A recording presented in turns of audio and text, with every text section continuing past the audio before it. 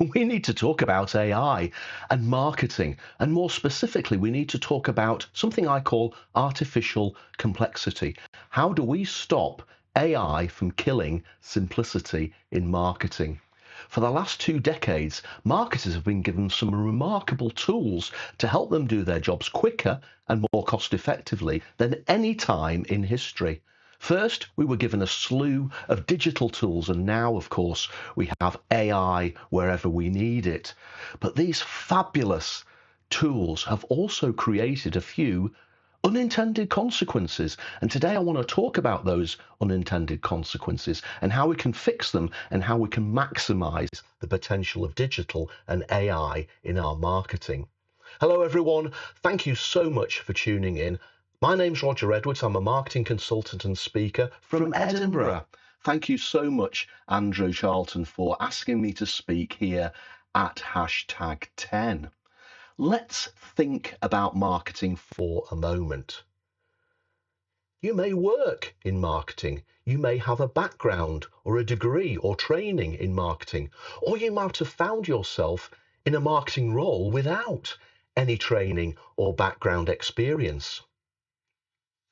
Let's take a moment just to go right back to basics and ask the question, what is marketing? My favourite old school definition of marketing is meeting customer needs profitably. For some people, of course, marketing is just about promotion, sending a message to customers using advertising, using social media, and using content. For others, marketing may just be about increasing sales.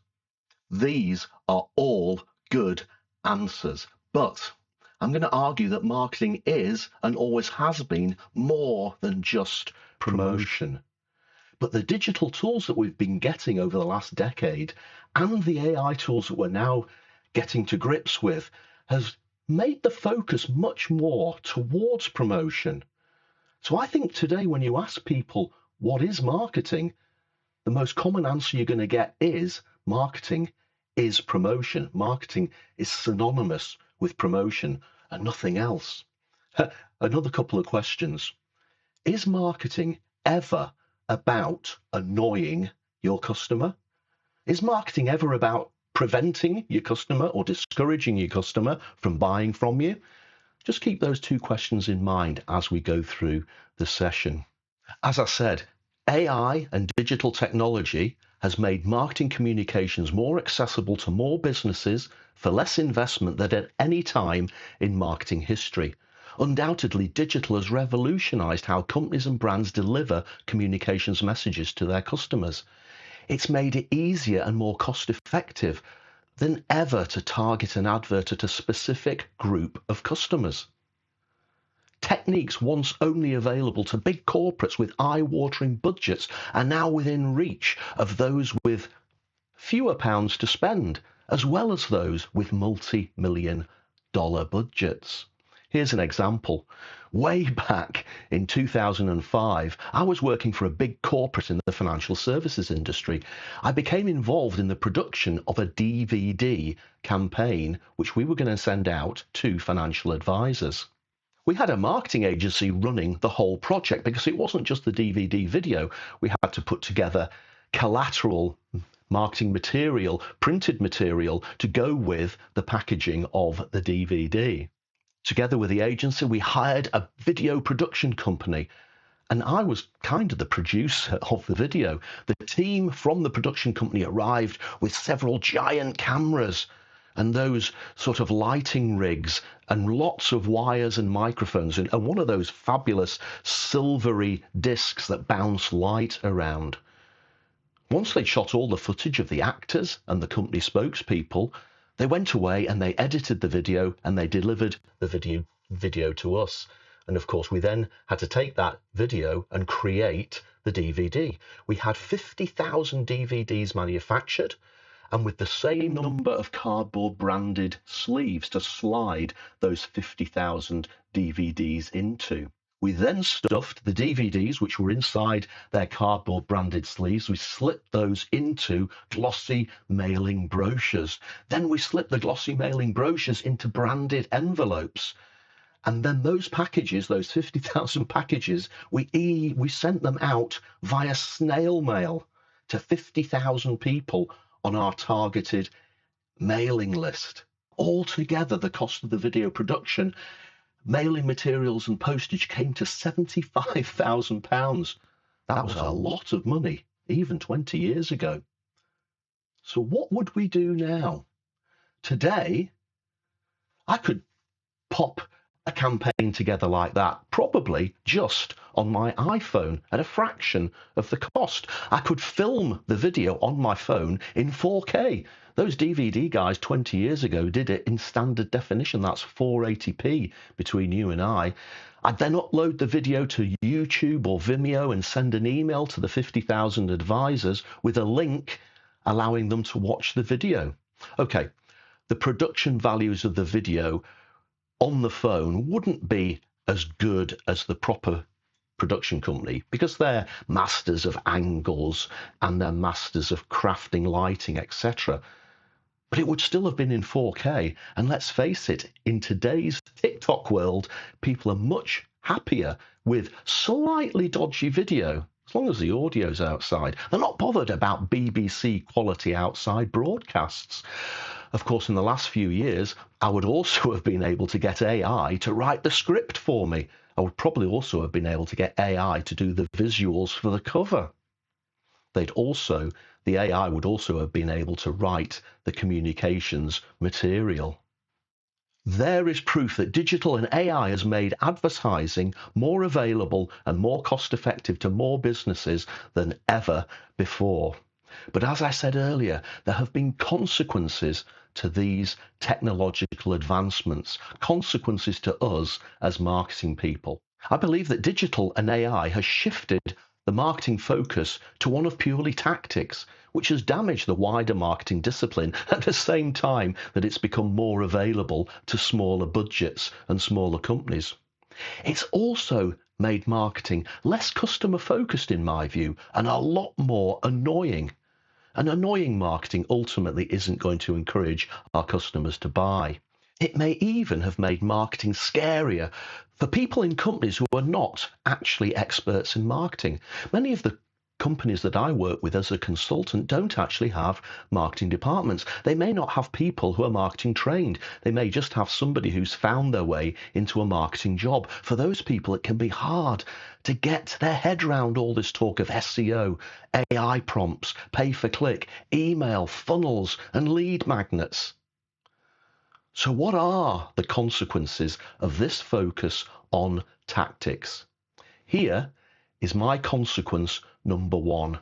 To many people today, marketing just means communications, i.e. promotion, advertising, social media, content. But marketing has always been much, much more than just promotions. But digital and AI has put adverts and promotions into a much brighter spotlight. And in some respects, it's put the other parts of the marketing mix into the shade, or at least transferred those other parts of the marketing mix, perhaps to different silos in other parts of the company. Or maybe we've forgotten about it, full stop. Now, here's an admission. I'm a Gen Xer, and I learned the marketing business back in the late 1980s. One of my first jobs was a brand manager. And I remember the job description in the job advert. It said, manage the marketing mix for the Self-Assurance brand, including customer research, product development, pricing, profitability, and marketing communications. There you have it in one job description. We can see the wider definition of marketing, way beyond just promotions and communications. It always starts with the customer. And then we have to understand the customer needs through research. Once we've understood the customer needs, we then go away and develop products and services to meet those needs. Then we've got to work out what price to charge for those products and services that also result in a profit and a revenue stream for the business. And finally, it's about putting together a series of communications, be it adverts, promotions, social media content, to tell our target customers about our products and engage with them enough for them to want to buy those products and services to us. In this job description and in subsequent jobs, I've experienced the whole range: research, product development, pricing, production, promotion, advertising, billboard advertising, even a swift foray into TV advertising. 2 decades ago, we talked about marketing tactics in terms of product, price, place, and promotion, the famous 4 Ps of marketing. Many people would know that before we got to the tactics, there was also a lot of strategy to do. And the strategy behind the tactics would include the consumer research that I've spoken about, segmentation, targeting, positioning, putting together goals. All of those things had to happen before we got to the tactical 4 Ps. But when digital began to appear in the 2000s, I was extremely excited. Despite the Gen X chain around my neck, I embraced this new technology. I was actually one of the first people in our big corporate to get himself on Twitter and other social media channels. I embraced blogging and video.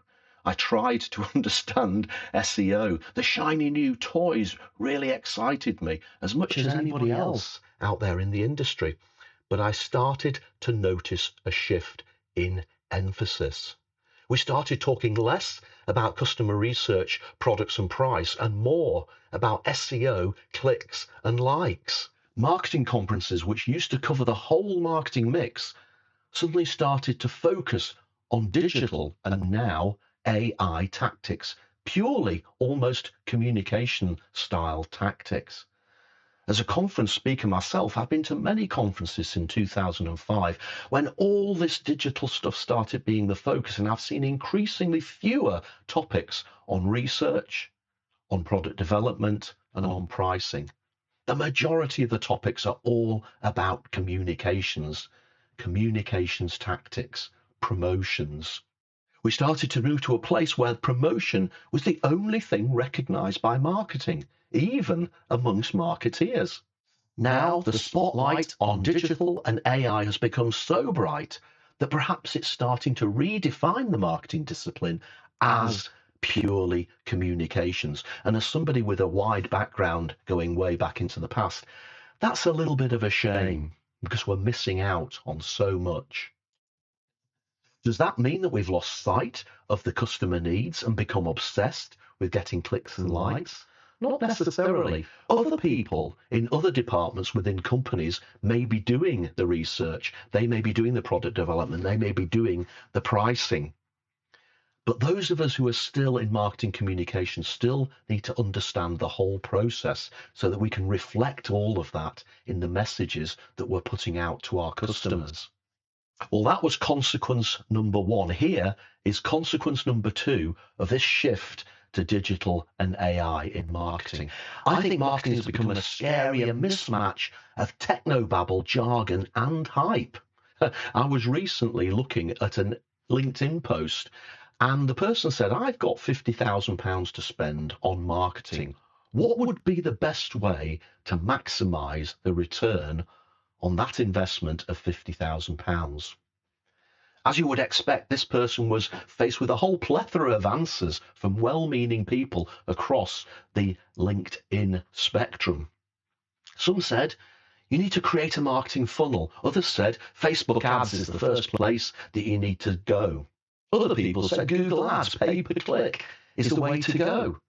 Some said, no, you need a lead magnet and you need to start building an email list. That's the foundation of all marketing plans. They also said, SEO is where to start, or you need to overhaul your website and stuff it with keywords. One person even said, no, forget all of that. You need to get yourself on TikTok. That's where it's at. Somebody on LinkedIn saying to somebody to get onto TikTok. Another said, get ChatGPT to put together your marketing plan. Do you want me to send you some prompts? There was also a lot of jargon going on in these posts. SEO, keywords, lead magnets, email lists, prompts, funnels. Some of the respondents were kind enough to offer him their services, of course. How to build a marketing funnel course for $97, or how to build a killer email list with a killer email lead magnet for $127. Notice how these courses always cost a number ending in 7. All of these tactics could be good answers, but not one of these people asked the person about his business first. Not one of them asked, who was your customer? What were the problems of your customer?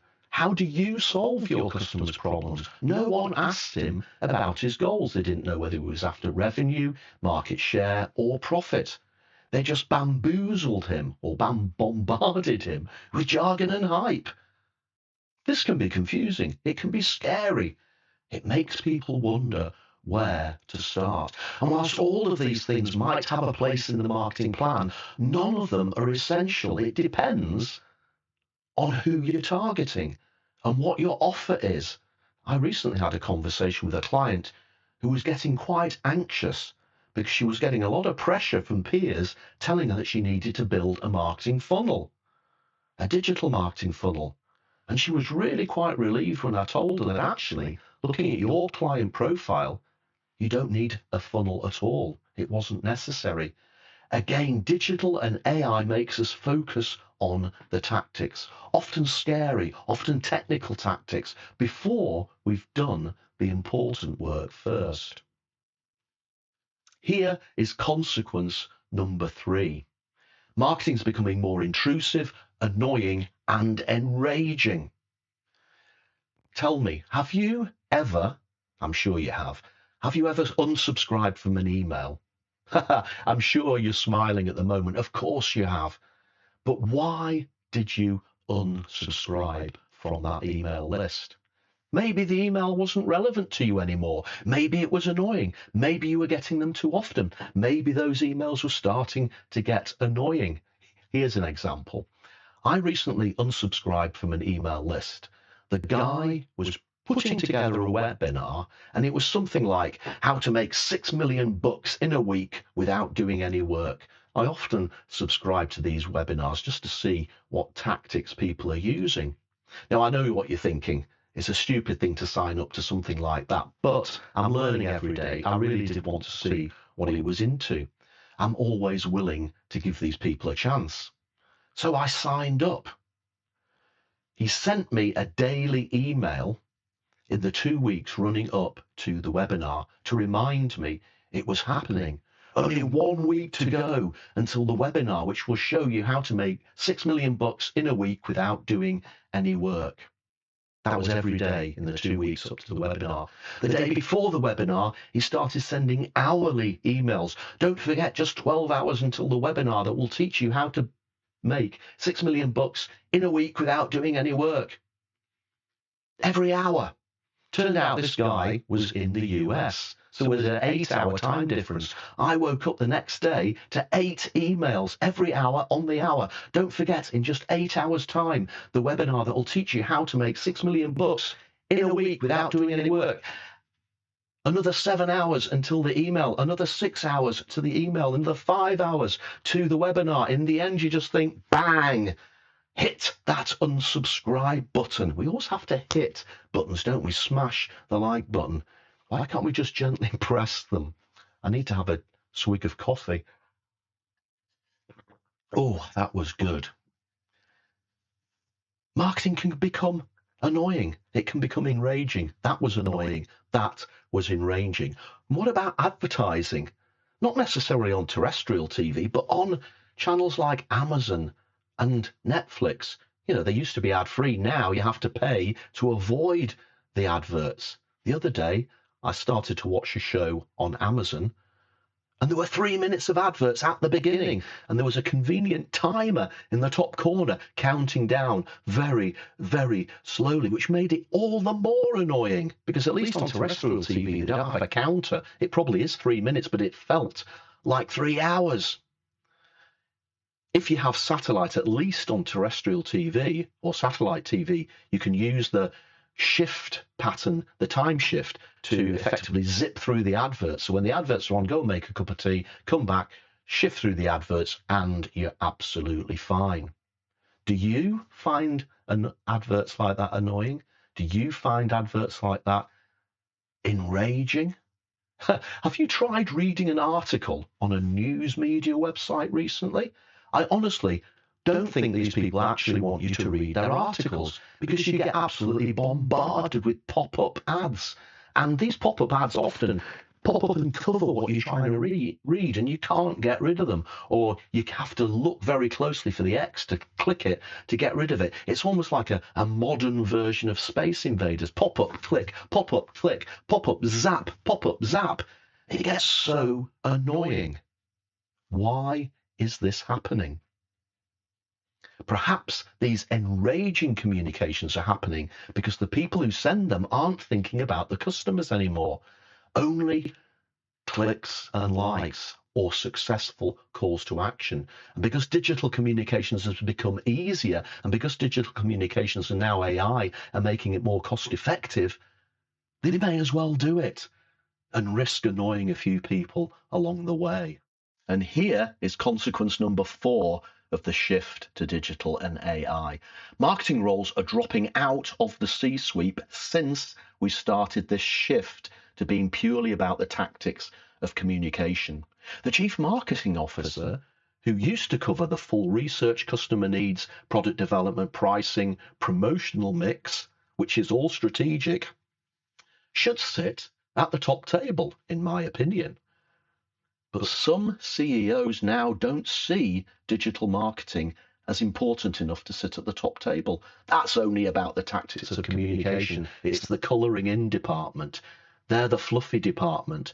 They've got no place at the strategic table. And that is really sad. I'm sure some people would argue that this is all fine. It's just the way things are now. Everything changes over time, doesn't it? But as someone who has worked in both worlds, I think that this is sad. And the customer is missing out because what was once one of the most important elements coming together to meet their needs is now simply about trying to grab their attention in often intrusive ways. And second, people with communications only roles are missing out on the opportunity of the wider experience of research, product development, and price, and perhaps one day getting a seat at the top table. Today, I want to talk about how we can address these issues, these consequences of digital and AI, and focus again on the whole marketing discipline. Still benefit from the cost effectiveness of digital and AI, but look at the wider marketing discipline and reclaim that territory that perhaps we've lost. So to fix consequence number 1, we need to start looking at the whole marketing mix again. In this talk, I haven't time to go through customer research, segmentation, targeting, positioning, goals, product, price, place, promotion in too much detail. Instead, I've got a simple model for you which effectively covers all of these bases, but hopefully it will get you thinking again about the wider marketing mix rather than just the promotions. Now, of course, we can use AI to do all the things that I'm about to tell you. But at the moment, we've got to be cautious. Think about the large language models. They are incredibly sophisticated, but they are still just incredibly sophisticated predictive text engines. They just look at all the existing stuff that's out there, and then they come up with an answer to your prompt based on what they find. And the problem is there's a lot of very mediocre stuff out there. There was before AI, now there's a lot more of it. We need to be careful that we don't keep adding to the mediocrity. We don't want to end up with what the industry now terms to be AI slop.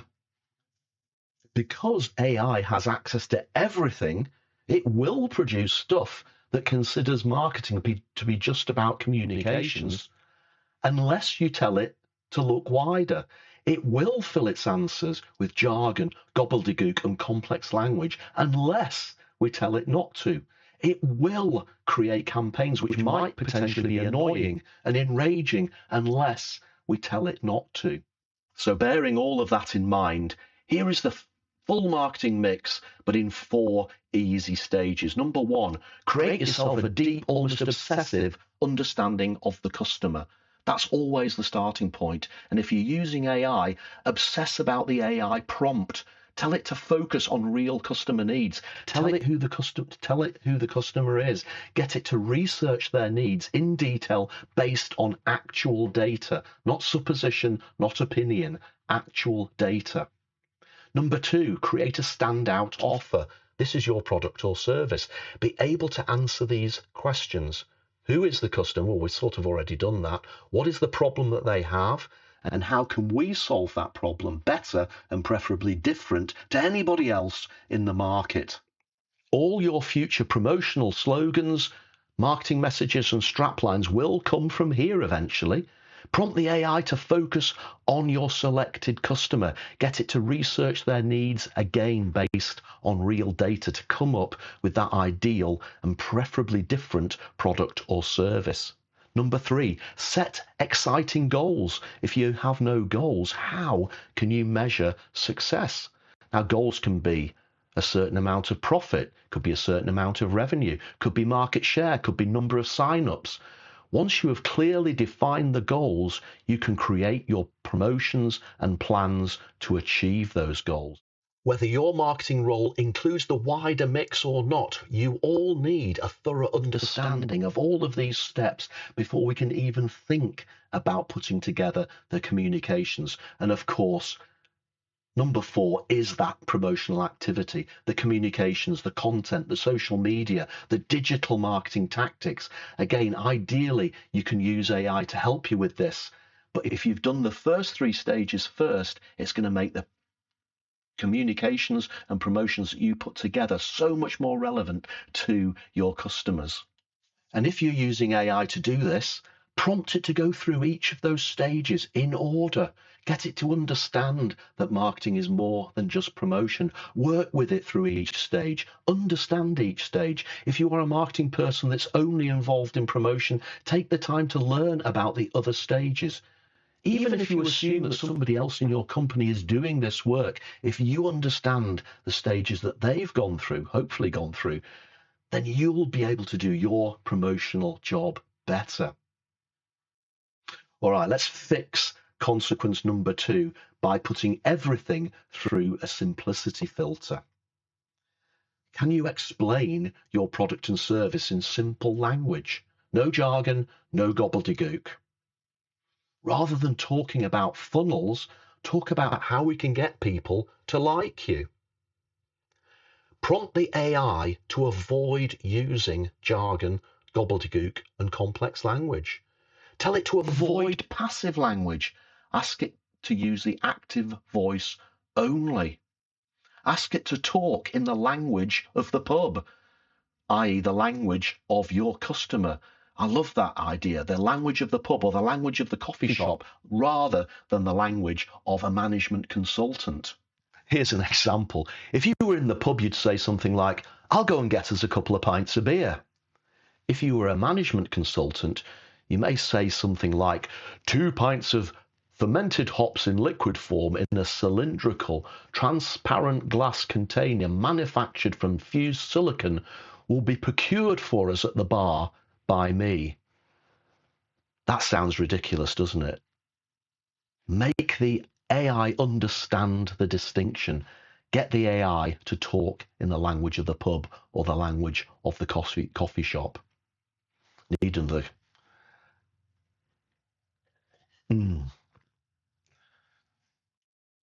Let's fix consequence number three by concentrating on engaging our customers rather than enraging them.